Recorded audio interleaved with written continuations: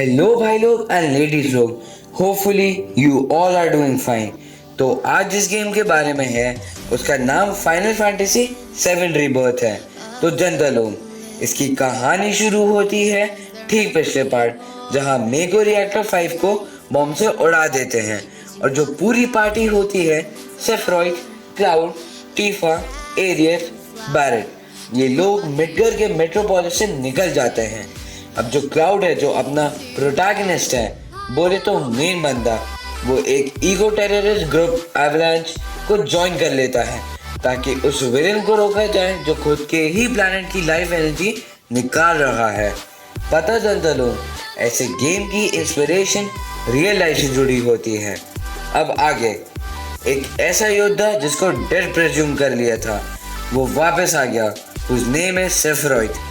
अब सेफरॉइड की आगे जाके क्लाउड से लड़ाई होती है एक बहुत ही खास चीज के लिए, एलिमेंटल मटेरिया। लगता है बहुत ही इम्पोर्टेंट है। अब क्लाउड को 2 कंपेनियन ज्वाइन कर लेते हैं, बैरेट और टीफा, एंड आगे चल के एरियत plus a beautiful companion red 13, जिस बेचारे को शिनरा ने बंदी बना के रखा था। और जैसे जैसे गेम आगे बढ़ता जाता है तो पता चलता है क्लाउड अपना पास बता रहा होता है कि सेफरॉइड और वो कितने अच्छे दोस्त हुआ करते थे।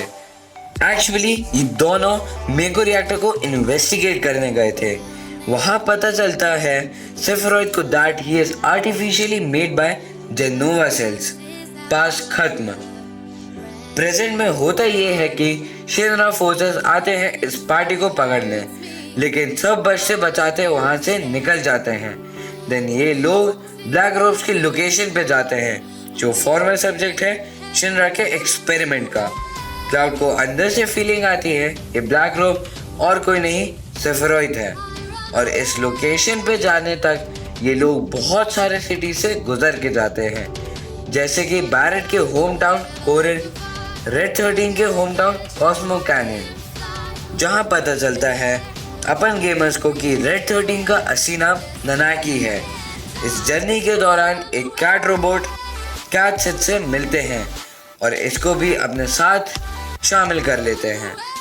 आगे की जर्नी में अपनी पार्टी को पता चलता है कि जो प्लैनेट है उसने खुद के ही गार्डियंस और वेपन्स बना लिए हैं ताकि अपनी रक्षा कर पाए। स्वयं रक्षा, किसी पे डिपेंडेंट ही नहीं रहने का। यहाँ ये सब चल रहा होता है और दूसरे साइड एक बेटा अपने पापा की जगह लेने आ गया शिनरा का न्यू प्रेसिडेंट बनने, whose name is Rufus. Back to party.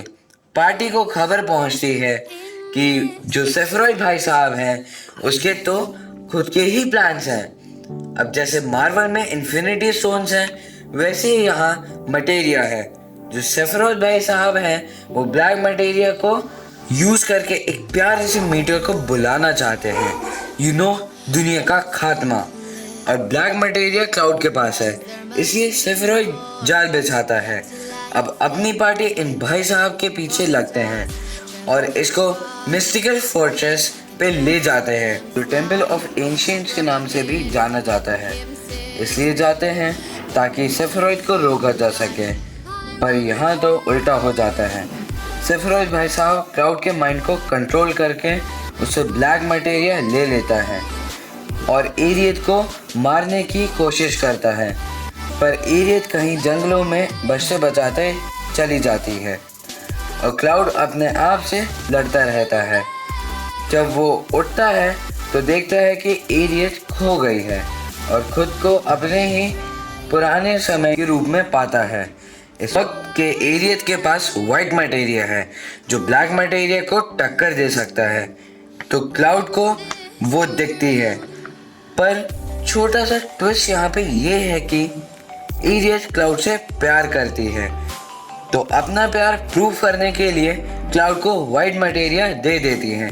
फिर क्लाउड उसी एंशिएंट टेम्पल में जाता है ताकि प्रेजेंट टाइम में वापस आए।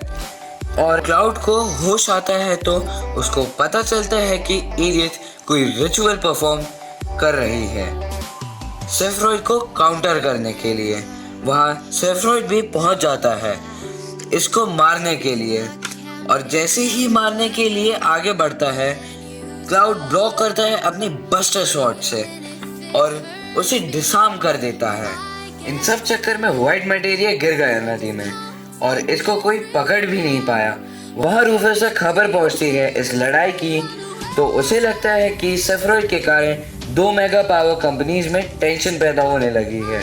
वो खुद ऑर्डर देता है उसे खत्म करने के लिए।